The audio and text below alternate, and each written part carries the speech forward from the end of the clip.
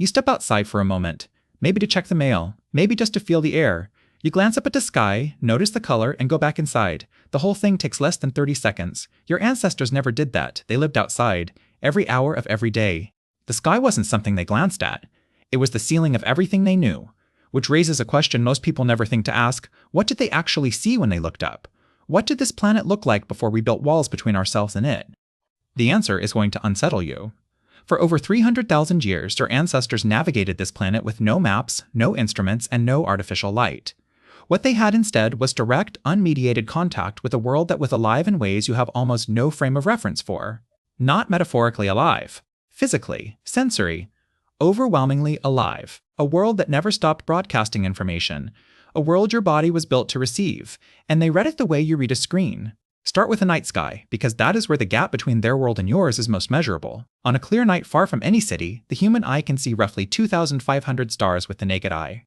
That is what you might see today if you drove 2 hours from the nearest town, waited 40 minutes for your eyes to fully adjust, and had a perfectly clear sky overhead. Your ancestors had none of those conditions to worry about. There were no towns to drive away from. There was no artificial glow softening the dark. And so what they saw every single night of their lives was something most living humans have never witnessed. The Milky Way was not a faint smudge on the horizon. It was a dense, luminous band of light so bright it cast shadows on the ground. Actual shadows from starlight alone. In 1994, an earthquake knocked out power across Los Angeles. People called emergency services to report a strange silver cloud hovering over the city. Hundreds of calls. Documented calls. They had never seen the Milky Way before. They thought it was a threat. That gap between what your ancestors saw every night of their lives and what most humans today have ever witnessed is not a small one. It is the difference between living inside a world and watching it through a window. But the sky was only one layer, and in some ways it was the easiest one. Your ancestors didn't just observe the natural world. They were fluent in it. There is a distinction worth pausing on, because fluency implies something different from observation. A tourist in a foreign country observes the language being spoken around them. A native speaker is inside it. Every word lands with meaning before the conscious mind has time to process it. That is what the landscape was to ancient humans. Not scenery, not backdrop, a living language they had been reading since before they could walk. Anthropologist Wade Davis spent decades living with indigenous cultures across 4 continents. What he found consistently was that traditional peoples experienced their landscape the way a musician experiences music, responsive to it, inside it. Every shift in wind, every animal call, every change in cloud formation was legible to them in a way that took years to learn and a lifetime to deepen. Davis called the sum total of all these ways of seeing and knowing the world the ethnosphere. And he argued that losing it is no different from losing a rainforest. The information is gone. The accumulated intelligence of thousands of years of paying attention, gone. The Hadza of Tanzania, one of the last remaining hunter-gatherer cultures on Earth, demonstrate what that fluency looks like in practice. Frank Marlowe, an anthropologist who lived with the Hadza for years across multiple field seasons, documented trackers who could follow a wounded animal across dry, rocky ground that left almost no visible print. They did it by reading disturbances in dust no thicker than a coat of paint. The direction a single blade of grass was bent. The way a particular insect had reacted to something passing by 3 hours earlier. The ground was a text. They were reading it at speed, without effort, the way you read these words right now. And it wasn't just the Hadza. The Aboriginal Australians developed one of the most sophisticated navigational systems ever documented, the songlines. A network of routes across the entire continent of Australia encoded not just directions, but the entire history, ecology, and spiritual geography of the land in the form of songs. Bruce Chatwin, who documented them extensively, described a system where a person could navigate 3,000 kilometers of desert terrain by singing the correct sequence of verses. Each verse described a specific landmark, a specific animal behavior, a specific quality of the light at a specific time of year. The landscape and the song were the same thing. That is what the world looked like to ancient humans. Legible, dense with layered meaning.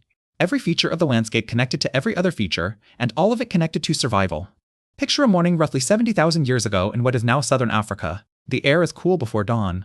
A small group of perhaps 25 people is waking up near the edge of a forest where it opens onto grassland. There is no fire yet. The coals from the night before are still warm. Someone is already watching the horizon. They are watching it the way you watch your phone, automatically, because the horizon tells you things. The color of the pre-dawn sky told your ancestors where the moisture was, whether rain was coming within hours or days, whether the wind would shift direction before midday. Not because they had memorized a set of rules about it, because they had lived outside long enough that their bodies had internalized the patterns. The sky was a clock, a calendar, and a weather report all at once. And it was accurate in a way no instrument could match for that terrain, because the people reading it had been reading that exact sky in that exact place for generations. Robin Wall Kimmerer, a botanist and member of the citizen Potawatomi Nation, writes about this as the intelligence of the land. Indigenous peoples across every continent developed what she calls a grammar of animacy, a way of perceiving the natural world not as backdrop but as participant. The trees were not decoration, the river was not scenery, they were entities with behaviors, patterns, and signals. And ancient humans were paying attention to all of it, all the time, because their lives depended on it in the most immediate physical sense possible. Miss the signal.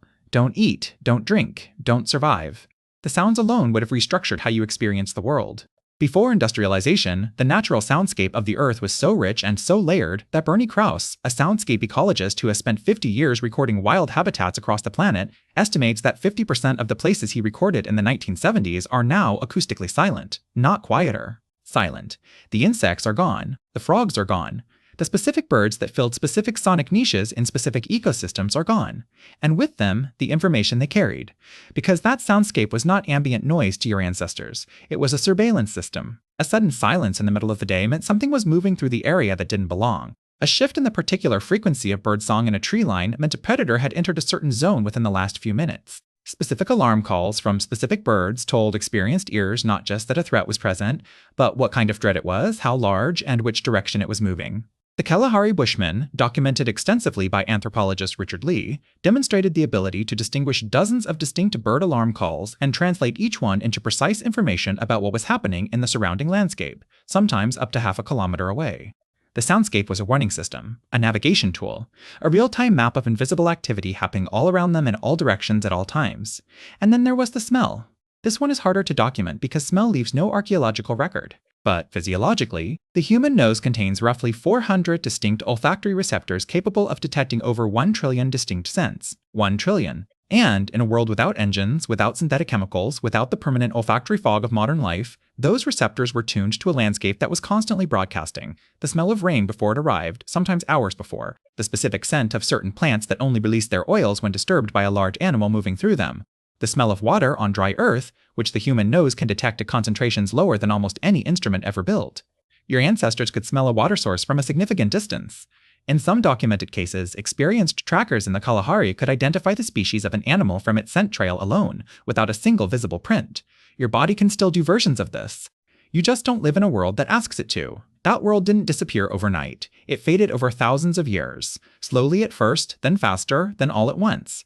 Agriculture reduced mobility and narrowed the range of landscape most people interacted with. Cities concentrated humans in environments that had no relationship to the natural systems they evolved inside. Industry buried the soundscape under engine noise and replaced the night sky with a permanent orange ceiling of light. And screens arrived last, completing the substitution, giving the eyes and the attention something to do that had nothing to do with reading wind or tracking movement or watching the horizon. We didn't lose contact with nature. We traded it for comfort, for safety, for food security and warmth, and the ability to live without needing to read the sky to survive. Those are not small things, and the point here is not that we made the wrong trade. The point is that we need to understand what the trade actually was. What was on the other side of it? What we handed over without fully knowing we were doing it? Because here is where it gets complicated, here is what nobody talks about. In 2003, anthropologist Elizabeth Cashton published a study examining stress hormone levels across a range of human populations, from modern urban dwellers to semi-nomadic foragers in southern Africa. What she found confirmed what other researchers had been circling for decades. Cortisol, the primary human stress hormone, was not lower in people living closer to nature. The relationship was more complex than that. What was consistently different was the type of stress, and more importantly, the recovery time.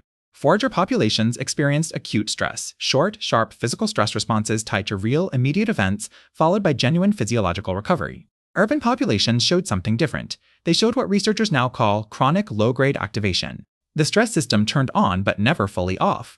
A permanent low hum of threat response with no clear trigger and no clear resolution.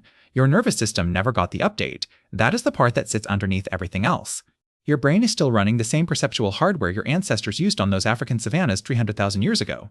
The part of your visual cortex that evolved to track peripheral movement. To catch a predator crossing the grass 200 meters away at the edge of your vision, now flinches at a notification icon sliding in from the corner of a screen. The threat detection system your amygdala runs, the one that evolved to process danger signals from a living landscape full of animals and weather and rivals, now processes email subject lines and the tone of a text message and the expression on a face visible for a fraction of a second in a video call. Stephen Kaplan at the University of Michigan spent decades researching what he called attention restoration theory. The core finding was this: natural environments restore a specific kind of cognitive capacity that urban environments continuously deplete. Not because nature is calming in some vague aesthetic sense, but because your nervous system evolved inside it. Your perceptual system in a natural environment is doing what it was built to do, which means it doesn't have to work against the environment, it works with it.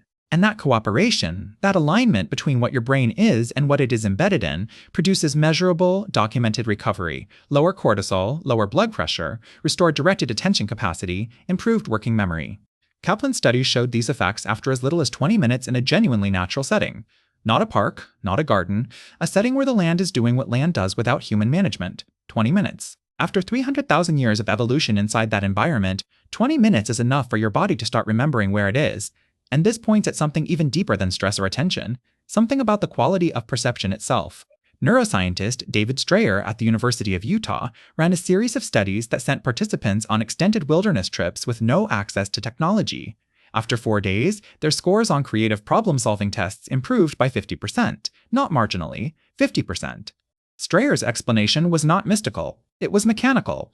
The prefrontal cortex, the part of your brain responsible for focused analytical thought, requires recovery time the same way a muscle does. In an urban, technology-saturated environment, it never fully gets it. The inputs keep coming. The demands keep stacking.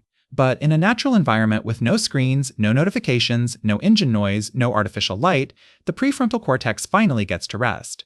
And what emerges in that rest is not emptiness. It is a different kind of thinking, broader, more associative. More like the thinking your ancestors did when they were tracking something or reading weather or making a decision that had to account for a dozen variables at once with no room for error. That kind of thinking is still in you. It has just been waiting for conditions that no longer exist by default. Your ancestors looked up at a sky that cast shadows from starlight. They heard a soundscape so layered, so dense with information, that losing it took 50 years of industrial noise to accomplish, and we still haven't fully registered the silence. They read the ground the way you read text. They felt the wind shift and knew in their bodies, before their minds, what it meant, not as a skill they practiced. As a language they had grown up inside, a language the entire surface of the earth was speaking all the time, in every direction, without pause. You stepped outside for 30 seconds today, you noticed the color of the sky, maybe the temperature, maybe a sound that didn't quite register before you were already back inside. And somewhere beneath the part of you that lives in rooms and reads screens and measures time in calendar blocks, the older part of you, the part that is still 300,000 years old and has never seen a ceiling, was paying attention to all of it. It still is. If you made it this far, you are exactly the kind of person this channel exists for. We make videos like this one every week about ancient human behavior, about what your body still remembers, about the gap between the world you were built for and the one you actually live in. If that is something you want more of, hit subscribe. It costs you nothing, and it tells the algorithm that this kind of storytelling is worth keeping alive. See you in the next one.